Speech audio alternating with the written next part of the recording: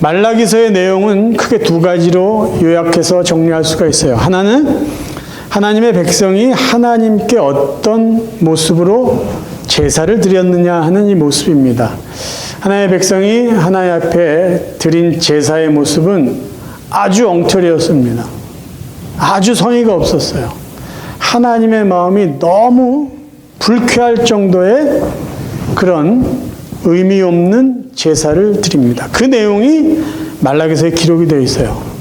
그리고 동시에 하나님은 그런 이스라엘 백성들의 형편없는 제사에 대해서 그들을 꾸짖으시면서 나에 대한 믿음을 회복해라 하고 권면하고 도전해주는 말씀입니다. 자, 그럼 먼저 우리가 살펴볼 것이 있어요. 이스라엘 백성들은 얼마나 엉터리로, 얼마나 성의 없이 하나님 앞에 제사를 드렸는지 그 내용을 조금 더 구체적으로 살펴보겠습니다. 첫 번째, 그들이 하나님 앞에 드렸던 제사의 모습이나 하나님 앞에 드렸던 그들의 태도는요, 하나님의 사랑을 의심하는 아주 냉소적인 태도를 가지고 있었습니다. 본문 1장 2절이에요. 여호와께서 이르시되 내가 너희를 사랑하였노라 하나 너희는 이르기를 주께서 어떻게 우리를 사랑하셨나이까 하는도다. 자, 우리가 이렇게 문장을 읽을 때는 그 의미가 잘 전달이 되지 않습니다. 이런 식의 태도예요. 하나님이 이스라엘 백성들에게 내가 너희를 사랑했다 라고 말했더니 그들이 어떤 태도로 말을 하냐면 이런 거예요. 아니, 우리를 사랑하시기는 하셨어요? 아니, 하나님이 어떻게 우리를 사랑했는데요? 정말 사랑했어요? 어떻게요? 어떻게요? 지금 이런 태도로 하나님 앞에 되묻는 것이에요. 그러니까 하나님에게 굉장히 냉소적인 태도로 하나님 앞에 사랑이나 했습니까? 우리를? 라고 하는 것이 이스라엘 백성들이 하나님께 대한 태도였어요. 더 놀라운 것이 있어요. 특별히 제사장들에 대해서 꾸짖고 있는데 제사장들이 하나님의 권위를 아주 멸시합니다. 1장 6절이에요. 내 이름을 멸시하는 제사장들아, 나 만군의 여호와가 너에게 이르기를 아들은 그 아버지를 종은 그 주인을 공경하나니 내가 아버지일진데 나를 공경함이 어디 있느냐, 내가 주인일진데 나를 두려워함이 어디 있느냐 하나 너희는 이르기를 우리가 어떻게 주의 이름을 멸시하였나이까 하는도다. 자, 하나님 앞에 제사를 드려요. 근데 하나님의 이름이나 하나님의 권위를 멸시하는 거예요. 멸시라는 이 히브리 원어의 의미는요, 가치 없게 여겨서 발길로 차버리는 그 정도의 무례함을 담고 있는 의미입니다. 그러니까 하나님이 그 제사장들의 마음을 알잖아요. 근데 제사 드리는 그들의 태도가 하나님 앞에 제사 드리는 그 태도 자체가 아주 무례했다라는 것이에요. 그래서 하나님이 야, 너희들 어떻게 나를 그렇게 무시하면서 무리하게 제사를 드리냐, 내가 너희들의 아버지인데 공경하지도 않고 내가 너희들의 주인인데 두려움도 없이 어떻게 이렇게 무리하게 제사를 해? 그랬더니 제사장들이 뭐라고 이야기를 해요? 아니, 우리가 어떻게 감히 하나님을 멸시합니까? 이런 태도예요. 더 나아가서요, 그들이 하나님 앞에 드리는 제물이요, 너무나 성의 없는 제물. 그러니까 쉽게 말하면 쓰레기 같은 거를 하나님 앞에 제물로 드렸어요. 1장 8절이에요. 만군의 여호와가 이르노라 너희가 눈먼 희생제물을 바치는 것이 어찌 악하지 아니하며 저는 것 병든 것을 드리는 것이 어찌 악하지 아니하냐. 이제 그것을 너희 총독에게 드려보라. 그가 너를 기뻐하겠으며 너를 받아주겠느냐. 하나님은 구약의 제사를 아주 구체적으로 가르치셨어요. 이렇게 제사해야 된다. 이런 제물을 드려야 된다. 그러니까 제사는요, 하나님이 원하는 것을 드려야 됩니다. 그게 우리가 하나님 앞에 드려야 될 예배예요.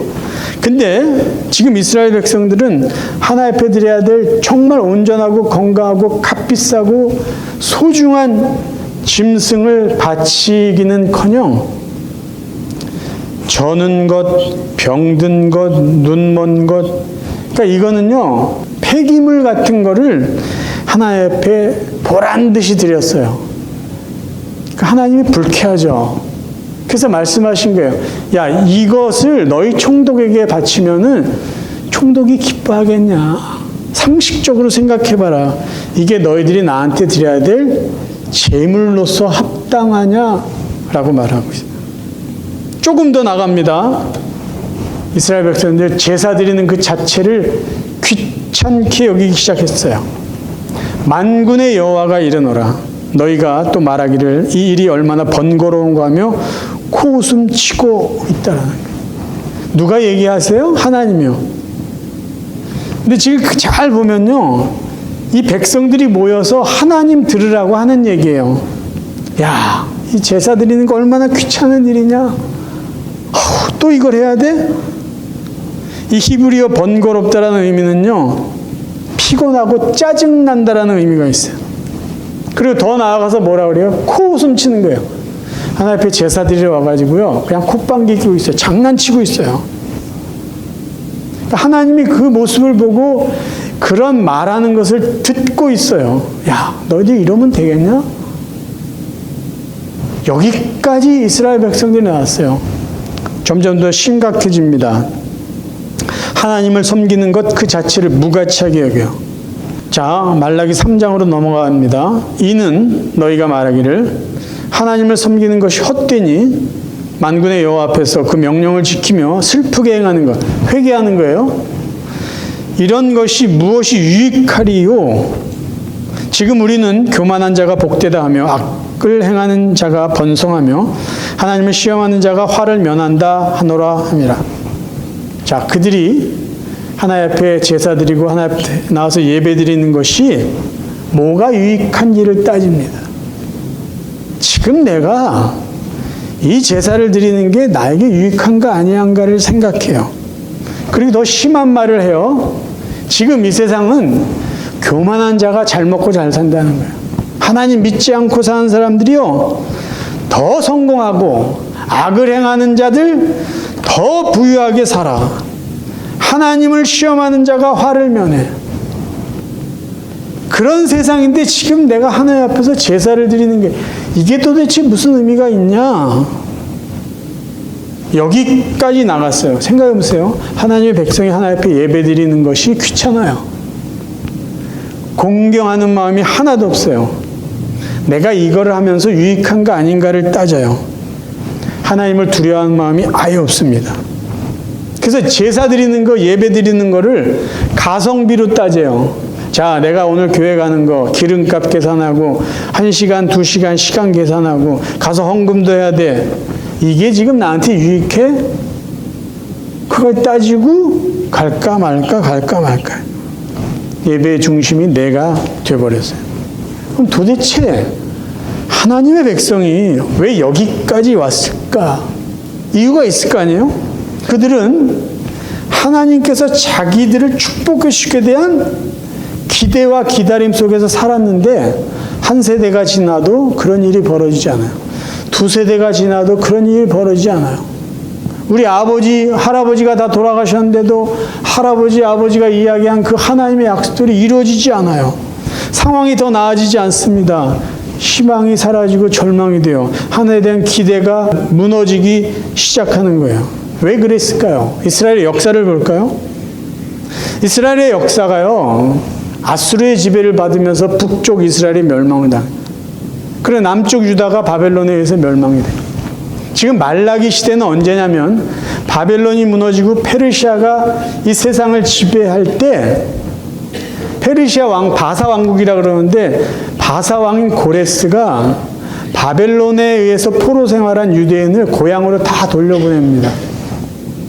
돌려보내되 내가 너희들을 지배하고 있으니까 조공을 바쳐라. 세금은 모아서 바쳐라. 이 정도는 해줬어요.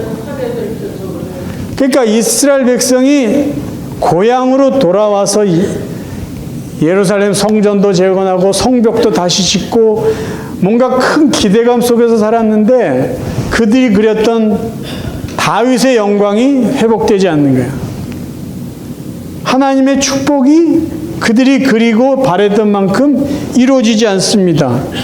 그러면서 이스라엘 백성들 마음에 하나님께 대한 회의를 갖기 시작해요. 어떤 건지 아세요? 하나님이 정말 우리 백성을 사랑하시는가 하는 거예요. 이 회의가 조금 깊어지면 어떤 회의로 커지냐면요. 하나님이 정말 살아계신가 라는 거예요. 하나님이 살아계시다면 이럴 수가 있을까? 또 더 큰 불만과 불평을 합니다. 하나님이 살아계시다면 정말 공의로우신 분인가? 하나님이 살아계시다면 어떻게 하나님을 믿지도 않고 하나님을 믿는 것 자체를 무시하고 거부하는 저 이방 민족을 저렇게 잘되게 하고 하나님의 백성인 우리를 이렇게 힘들게 하는가라는 거예요. 이런 의심들이 계속 반복되고 커져요.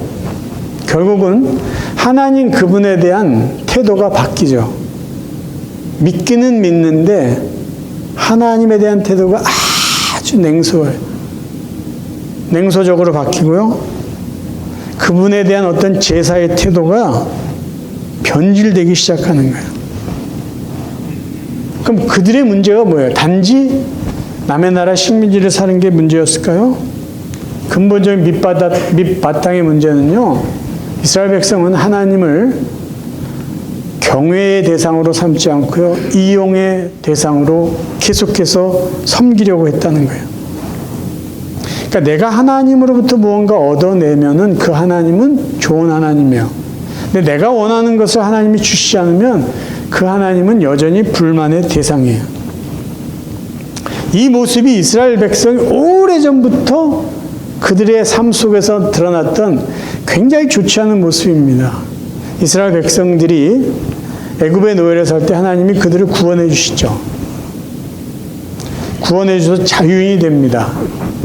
근데 광야에서 지낸 이스라엘 백성들이 하나님 앞에 기대했던 건 뭐냐면요. 우리를 구원해 주신 것에 대한 감사하기보다는 그들이 하나님 앞에 원하고 기대하는 것은요.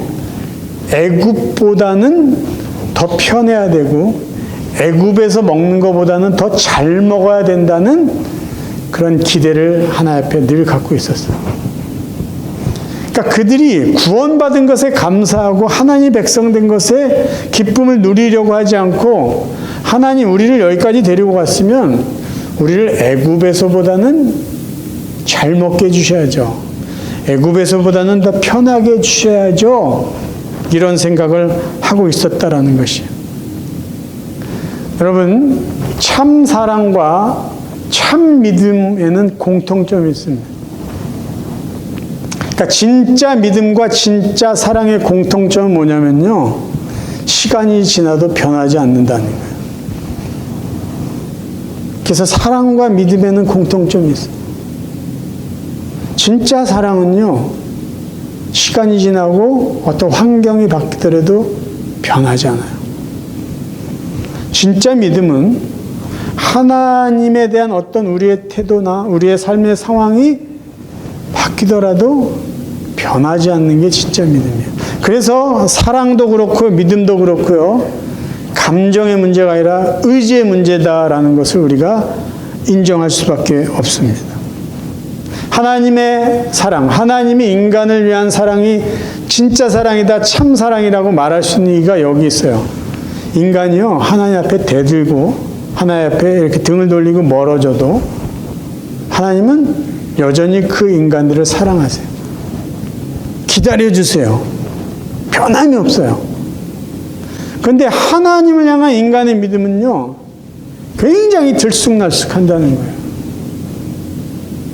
참 사랑을 주신 하나님 앞에 우리는 참 믿음으로 하나님 앞에 나아가지 않는다라는 거예요. 좋을 때는 하나님이 너무 좋은 하나님인데 자기가 원하는 것이 이루어지지 않으면 그 하나님 앞에 불만과 불평을 드러나요. 이런 이기적이고 미숙한 하나님의 사람들이 놓치고 있는 것인데 그게 뭐냐면요. 그들은 이미 하나님의 사랑을 받고 있다라는 그 사실을 이들은 놓치고 있어요. 말라기 1장에서 분명히 하나님이 말씀하신 것은 내가 너희를 사랑했다라는 거예요. 내가 야곱을 선택했다. 내가 많은 민족이 있음에도 내가 너희들 이스라엘 민족을 선택했다. 이 하나님의 은혜, 구원의 은혜를 이들이 놓치고 있는 거예요. 그러니까 하나님은 말라기 선지자를 통해서 이들과의 관계를 회복하기를 원하세요. 야, 너희들 지금 나를 믿는 믿음이 바르지 않아. 나에게 드리는 제사는 그렇게 해서는 안 돼. 나에 대한 믿음과 제사의 모습을 회복해야 돼.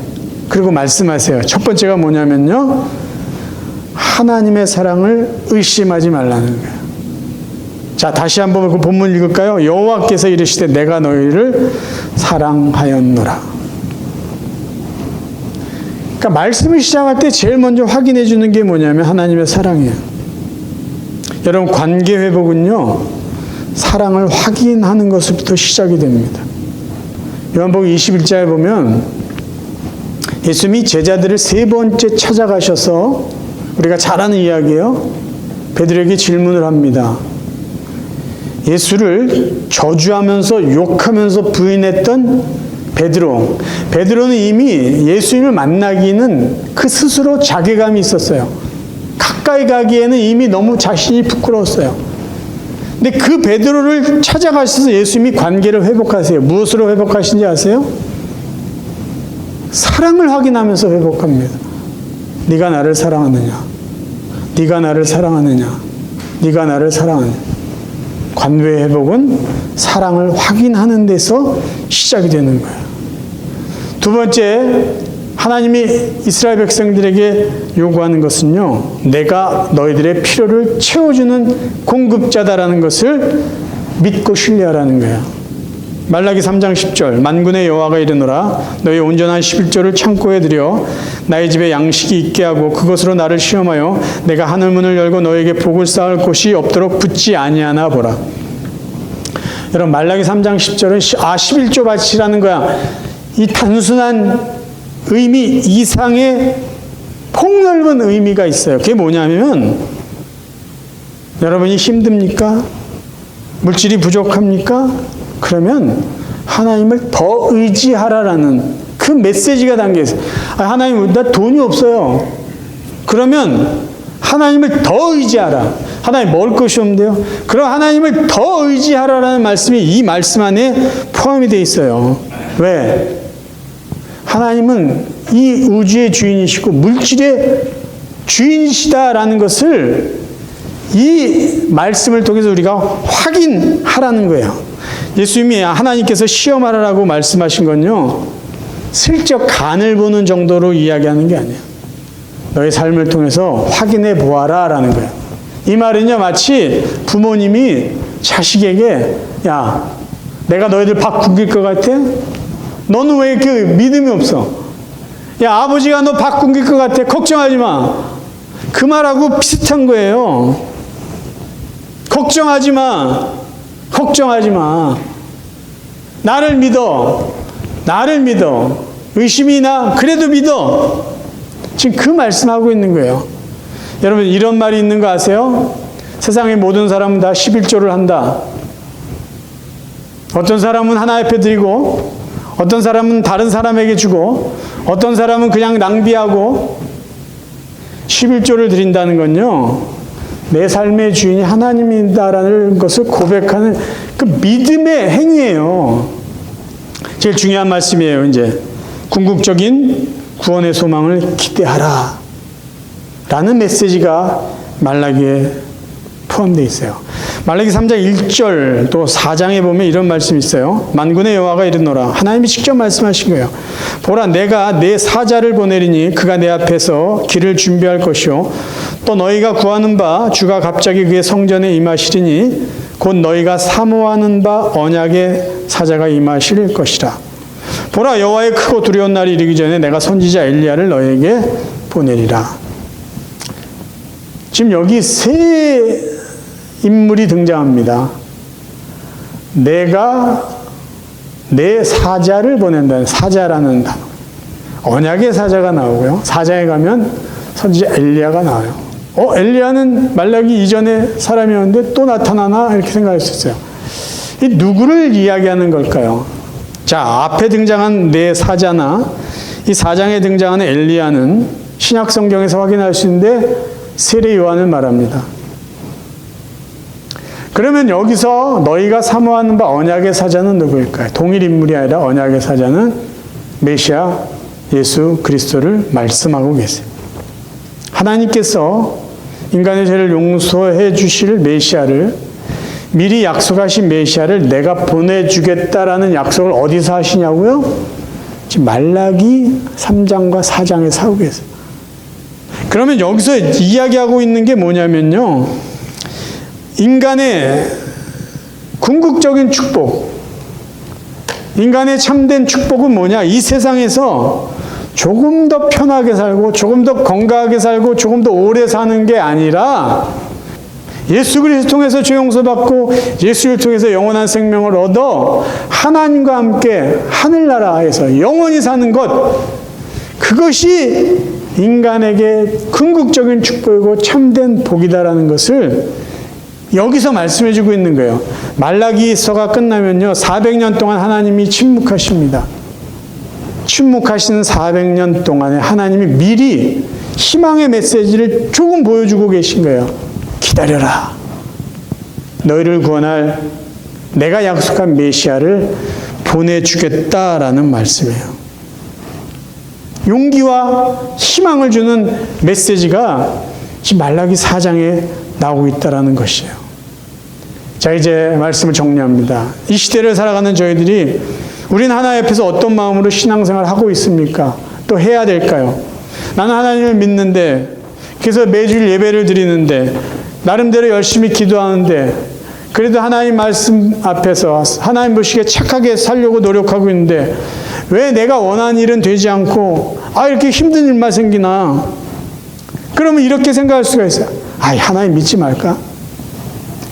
교회 가는 거 그냥 귀찮은데 하지 말까? 그렇게 생각할 수 있잖아요. 왜 내가 믿는데, 내가 기도하는데 뭐 나에게 좋은 일이 없어? 이거 해 말어? 교회 가 말어? 아니, 교회 안 다니고도 얼마든지 막 당당하게 사는 사람들이 많은데, 혹시 그런 마음이 있다면요, 기억하세요. 신앙생활은요, 출발이 어디냐면요, 이게 나에게 유익한가 아닌가가 아니라, 신앙생활의 출발은 기억이에요, 기억. 어떤 기억이냐? 하나님이 이미 나를 구원해 주셨구나. 하나님이 이미 나를 은혜 속에 살게 하셨구나. 이 사실을 기억하는 데서 출발이 돼야 돼요. 여러분, 은혜 받은 걸 기억하면요, 감사할 수 있습니다. 감사하면요, 받은 은혜에 보답하면서 살게 되어 있어요. 기억을 하셔야 됩니다. 내가 지금까지 하나님 은혜로 살아왔다는 것을 기억하면요, 앞으로도 하나님 은혜로 살 것을 믿을 수가 있어요. 기억하면 감사하죠. 기억하면 믿음으로 살 수 있다라니까요. 이스라엘 백성들이 놓쳤던 게 바로 이것이에요. 이미 하나님이 그들에게 베풀어진 은혜와 축복들을 자꾸만 잊어버려요. 그러니까 지금 하나님 왜 우리를 축복해 주지 않습니까? 왜? 이미 받은 게 충분한데도 기억하지 못할까 불평이 나오는 거죠. 저는 이번 주에 이 말씀을 준비하면서 믿음과 신앙생활을 이렇게 정리 한번 해봤어요. 믿음은 목적지다. 인생의 목적지다. 신앙생활은 그 목적지를 향해 가는 방향이다라고 나름대로 정리를 해봤어요. 왜 이렇게 정리했냐면요, 믿음이라는 것은요, 예수를 나의 구주로 믿음으로 얻게 되는 구원이에요. 그러니까 믿음은 그 구원을 우리에게 주십니다.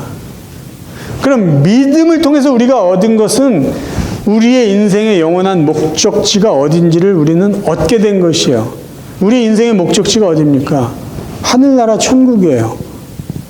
구원받은 자, 믿음으로 구원받은 자들에게 주시는 영원한 생명이 있기 때문에 영원한 생명을 얻은 자들이 가서 살 수 있는 곳은 천국이에요. 그럼 우리가 믿었다. 예수를 구주로 믿었다. 그래서 우리는 인생의 목적지가 정해진 사람이에요. 하늘나라 천국. 그러면 그 믿음을 갖고 이 세상에서 신앙생활하는 건 무엇일까요? 그 목적지를 향해서 그 방향대로 가는 거죠. 목적지가 정해진 사람은요, 방향이 설정되어 있는데요, 목적지가 정해지지 않은 사람은요, 삶의 방향이 없어요. 방황을 합니다. 여러분, 여러분의 삶의 최종 인생의 목적지가 정해져 있으면요. 그래서 내가 그것을 향해서 가는 방향이 정해진 사람은요. 그 목적지를 빠르게 가는 게 중요하지 않아요. 빠르게 가려고 하는 사람도 별로 없더라고요. 중요한 건 뭐냐면요. 목적지를 향해서 바르게 가는 거예요. 하나님이 기뻐하시기를 하면서 가는 거예요. 하나님이 우리가 그 목적지를 향해 갈 때 하나님이 주신 은혜를 즐겨요. 나누기도 해요. 그런데 방향이 정해졌기 때문에 방황하지 않고 갈 수 있어요. 기쁠 때 기뻐할 수 있고 슬플 때 슬퍼하면서 왜? 우리의 목적지를 향해서 그냥 가는 거예요. 조급할 이유도 없어요.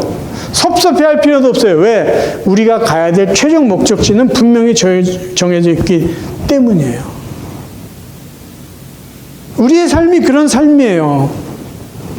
사랑하는 성도 여러분, 우리의 하나님은요, 우리의 이용의 대상이 아니라 경배의 대상이에요. 왜? 하나님 우리의 창조주시고, 우리의 아버지시고, 우리의 구원자시고, 우리의 필요를 채우시는 공급자이기 때문입니다. 이 사실을 기억하시면서요, 이제 저와 여러분의 남은 삶이요, 우리에게 하나님이 주신 인생의 최종 목적지, 하늘나라 천국, 그것을 향해서 방황하지 말고, 바르게 이 남은 삶을 살아갈 수 있는 믿음의 사람 복된 성도들 되시기를 주님의 이름으로 축원합니다.